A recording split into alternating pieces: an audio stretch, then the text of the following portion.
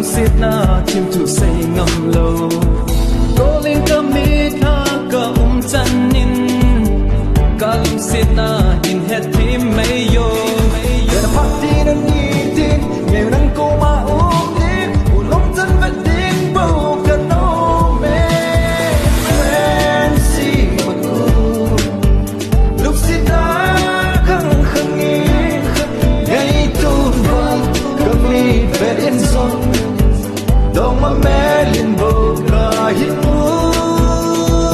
fancy mà cô lúc xiết na khăng khăng nghĩ ngày tu vang cơ mi về đến sông đông mà mẹ liền bầu cả hiến